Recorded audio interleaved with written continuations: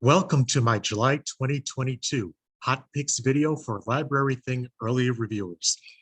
If you'd like to request some free books to review, LibraryThing Early Reviewers is a great way to do it. Every month, they offer over 100 books that you could request, but that's a lot of books to choose from. To make the choice less overwhelming, I've made this video of what I think are the standouts.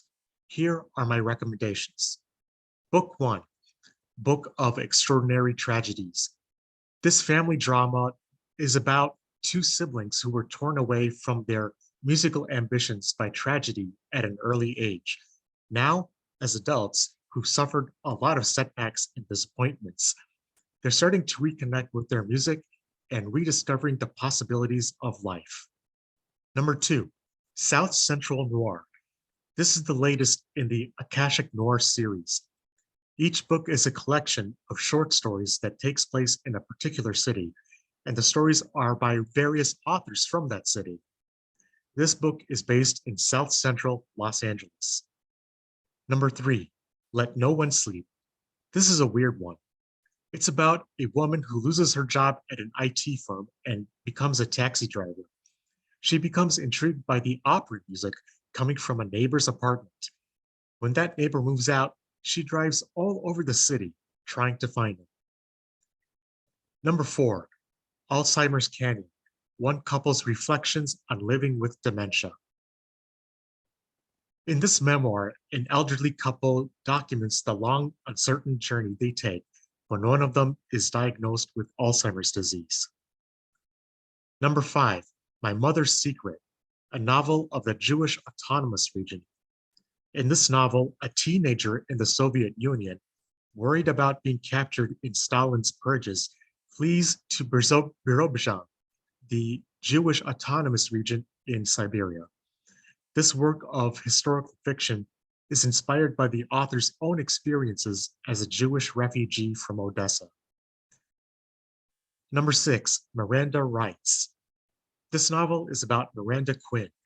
3 years ago, she was fired from her job as a district attorney because a key witness for a case went missing, allowing a violent criminal to go free. Miranda is on the brink of a major career reinvention, her own daytime TV show. But now the witness has resurfaced, and she has a shocking story that implicates Miranda. What will Miranda do now? Number 7, The Ravens.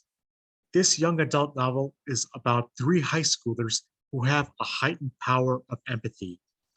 They form their own circle called the Ravens and decide to use their power to change things. Their first target is a teacher who is rumored to be sexually assaulting girls. However, that teacher happens to be the father of one of the Ravens.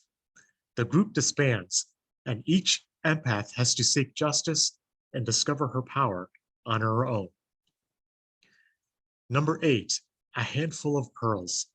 This novel is about an 84-year-old woman named Betty. Throughout her life, she has never opened up to anyone about her problems. As a result, her daughter, Reggie, has been withdrawing from her and is starting to fall apart. Since she's unable to bring herself to talk with her daughter, Betty writes a journal instead and passes the journal on to Reggie, hoping this can heal old wounds and repair the family. Number 9, Breathing Lake Superior.